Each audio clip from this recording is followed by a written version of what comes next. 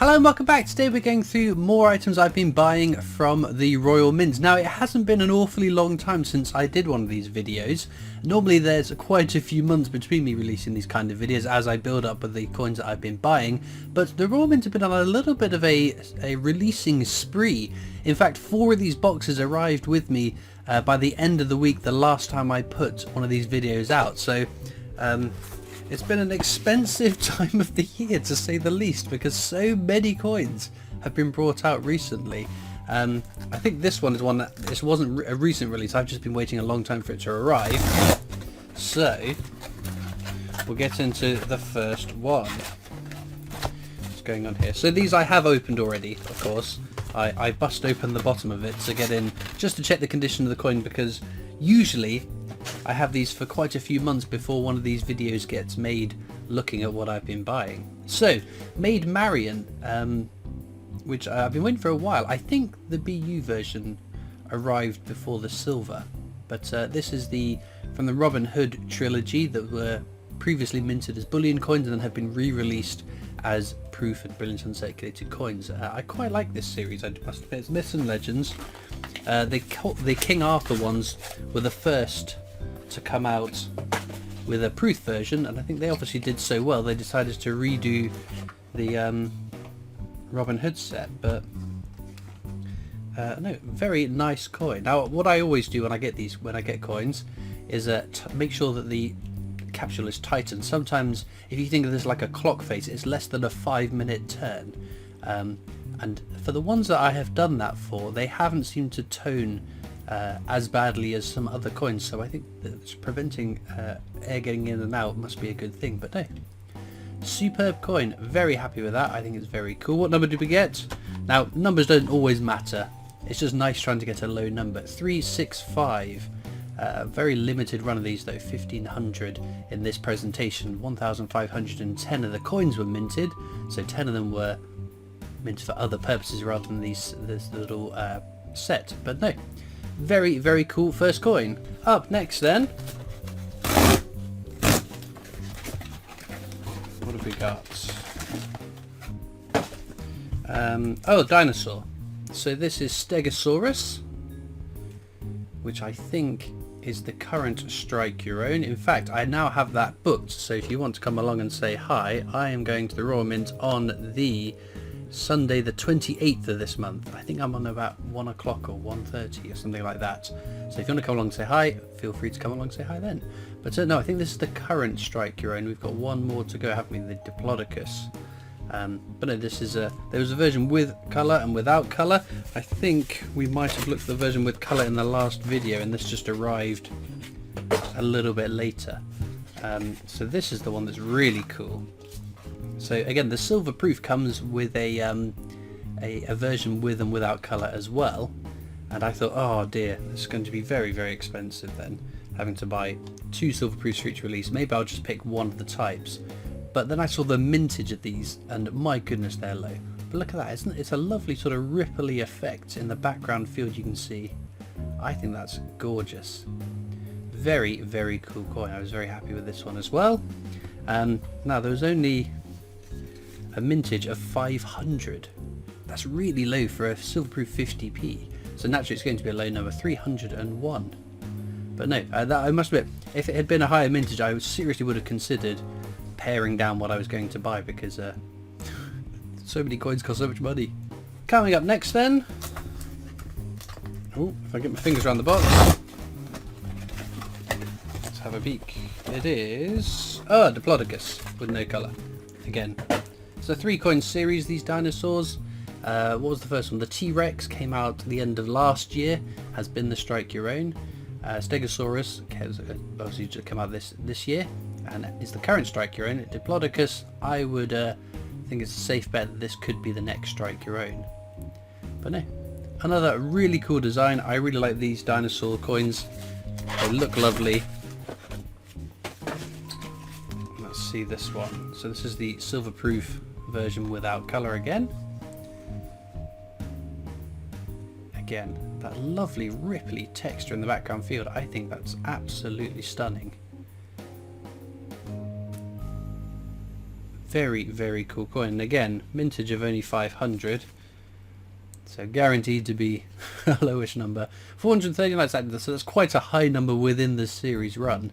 But no, I think it's very cool. I think that we need a bit more of this from the Royal Mint. Very low minted versions of coins, I think, would be very cool. But very happy to get my hands on this one. Moving on then. Inside the next box, box number 4. The new Star Wars series is here. With the 4 vehicles, we're getting this one, the Millennium Falcon, the X-Wing, the TIE Fighter and the second Death Star. And I think this is an absolutely amazing design. I love Star Wars, I love coins, so I am the absolute target market for these kind of coins. We had 4 previously with Luke Skywalker, Princess Leia, Han Solo, Chewbacca, the Emperor and Darth Vader, and C-3PO and R2-D2, where the C-3PO and R2-D2, and to an extent the Darth Vader and the Emperor one, looked really cool. The ones with the human faces weren't quite as convincing, but making ships, I think, is a lot easier. And again, it's nice because it's a coin that it works with and without colour. I think the colour doesn't... It's not like totally ruining the coin as some sort of rubbishy gimmicky thing, but I really, really like this. And we've got the latent image hologram, we've got the Rebel insignia and the Millennium Falcon. I love the little star pattern around the design as well. So in fact I think I like this series more than the first 4 Star Wars ones, but we'll wait to see how the other ones look in person. We then have silver proof 50 pence. Comes in this lovely Perspex box. I like when they have these Perspex boxes which sort of are part of the design, but they look really appealing. If you had them all on display, it would look lovely. Not that I keep them in the boxes away from direct sunlight, of course, but no, absolutely stunning. Very happy with that one as well. Much higher mintage on this one. On this one, I got number 3,302 of 7,500. So quite a few more made of these than the dinosaur versions without the colour, but very much more limited compared to the first run of Star Wars coins, which I feel was quite over minted. I still think 7,500 is quite high. I don't know where the sweet spot is, but hopefully they'll find it with their modern silver proofs. But very cool coin. Coming up next,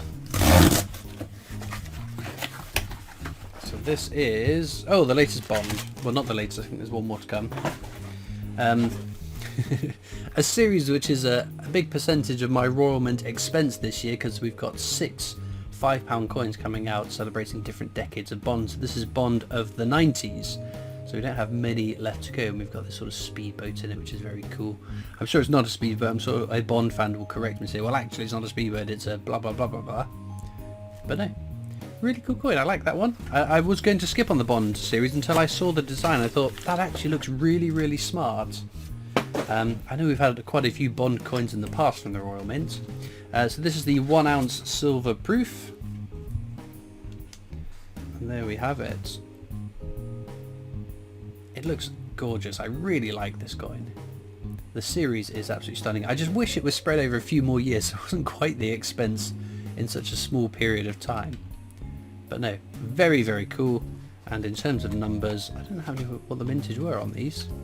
We got number 106, which sounds very, very low, and it's out of 4,007. So yeah, I think that's a relatively low number. Sometimes people think the numbers mean something. Some people say they don't mean anything. It doesn't affect my appreciation of the coin. It's nice to get a low number. Having a double-digit number or a single-digit number is quite cool, but I don't think it adds a huge amount of value to the majority of collectors. We are coin collectors, not packaging collectors. But no, very cool coin. Got a bit of a bigger box here. Whatever's inside. Right, so this might be a... I don't really remember. We'll come back to that one. Did I play the Britannia as well? Oh, I did. Okay, I've forgotten I had this one. I think this is one where it came out, I thought, yeah, I'll skip it, and then came back and bought it. So this is the 2024 1 ounce silver proof Britannia. Britannias aren't always the most exciting coin, for me at least. I know lots of people love their Britannias, but it is certainly not my favourite coin. But the design on this is very, very cool. Very nice design on that Britannia, so I was very happy to snaffle that up after I decided, you know what, let's go for it. I think it had already been an expensive time. I was like, oh, what's one more going to do? How much damage could one more coin do?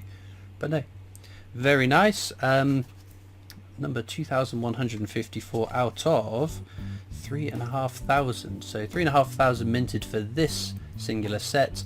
A few more, as you can see, minted for other sets. I imagine it will be in the Britannia multiple coin sets that the rest are going to be found in. But no, very, very nice. And of course, my other gripe about this year, lots of releases, and then these small little 1/40th of an ounce gold versions of the coins. 2 came out last year. I thought they were quite cool. I mean, they weren't a huge expense as well last year. Excuse me sneezing there. I must be allergic to bad value items because the price you pay for this is quite a bit over the value in the gold. So this is a terrible way to invest in gold. Even what with the craziness that gold has been recently rising in price, I think they are supremely cool. Look, it is like smaller than my little fingernail, and you've got that design condensed into this teeny tiny little bit of gold. So yeah, don't buy this if you're buying gold as an investment. That's a terrible idea. It's just to have got that design down to that size. I mean, the coin is smaller than the moon in the 1 ounce silver proof. So get it down to that size, I think, is unbelievably cool. I'm just a little bit aggrieved at quite how many have come out this year, but no, it's cool. I like it. I will grin and bear it. Right, this box is already open. It is. Oh, okay. It's not a coronation coin. This is Buckingham Palace. Let's give me that box. There was a code. You got a free coronation 50p if you enter whatever the code was when I bought this coin, so that was a freebie, which helped swallow some of the cost that I spent over the last couple of months. But no, Buckingham Palace £5 coin, it should be familiar because it did come out in the annual set at the start of the year, and most of the coins in annual sets then get subsequent individual releases. So this is the brilliant uncirculated bunk £5 coin. In this box is the silver proof £5 coin, and again, I almost didn't buy this, and then I saw the mintage and was like, oh, it's a really nice low number. I forget what the number is off the top of my head, but no, again, it's a really nice design. I love the sort of ornate border around the design. I think it's a lovely coin. Sometimes these £5 coins can miss it a little bit, and they're not quite as exciting designs, but I think this one is a very nice, pleasing design. I got number 621 out of 2,500. Again, low mintage. I know £5 coins aren't everyone's favourite coins to buy, but I think that's what keeps me going with these, the idea of the prospect of getting a low number. And then, of course, because everything else this year has a 1/40th of an ounce gold version. If it will focus, oh, this is really tricky to show because this is really intricate detail on this coin. You can't really show quite how cool that looks, but trust me, it is very neat. That's amazingly intricate design scaled down. Like you saw the comparison with the Britannia, to get that design on here is very, very impressive. So I very much like this too. So another one. By the end of the year, I'll have an ounce of gold and I'll have paid a terrible price for it, but I do like them. And then the last box for today's video, what is it? I don't remember. Oh, Harry Potter, of course. Right, Harry Potter. So this is the 5th Harry Potter 50p we've had. We've had 4 in the past with Harry Potter, the Hogwarts Express, Dumbledore and Hogwarts School itself. Came out with and without colour. This is Harry Potter and the Flying Key. When it was first announced, I thought, what? Harry Potter and the what? I'm not a massive Harry Potter fan though, but I thought immediately, like, really? Surely there are more iconic Harry Potter characters or scenes or things that could be represented on the coins, but oh well, that's fair enough. But I think it's a really smashing design. I like this one, again, much like the Star Wars ones, even more so with these ones. I think this looks much better than the first 4 Harry Potter coins that we got. It's a really nice design.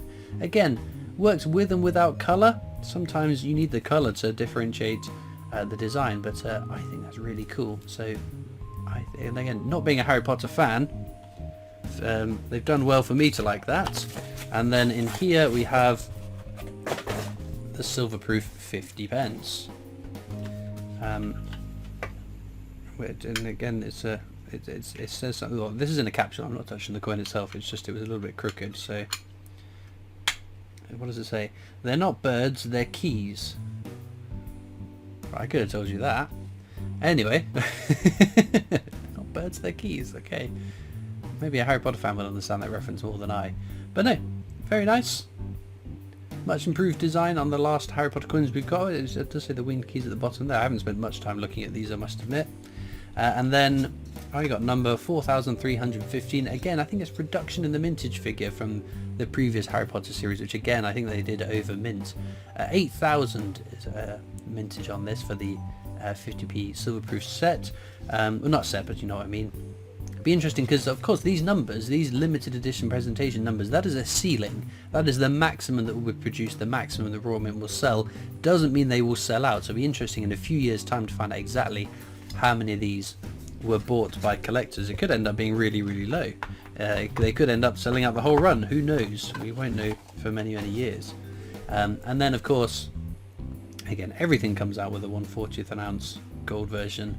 We have got, again, that really intricate design. It's not quite as impressive on the shrinking a 50p down to this size compared to a £5 coin, but it is still very, very cool. So I am very happy with that.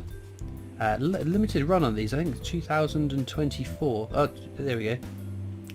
Ooh, right, limited edition production 2024, maximum coin mintage 2034. Obviously, so again, 10 of them have gone off to do something else. Maybe they're the ones that went for the trial of the picks for these ones. But no, a nice coin to wrap off with, I think. So there we go, all the coins I've recently bought. I'm very happy with all of these, even though I'm a bit aggrieved at quite how many have come out in such a small space of time. Although saying that, we have had a bit of a calm time more recently. I hope, and the one thing I could impart to the Royal Mint, I would be a bit more charitable to collectors who buy things from you. I think you would sell more if you spaced out your releases a little bit more evenly than you have done this year, because there was at one point this year where I'm sure I was buying 2 or 3 releases a week for a couple of weeks, and that was quite expensive. And for those that are trying to collect a bigger range of coins, there are plenty of people who buy more coins in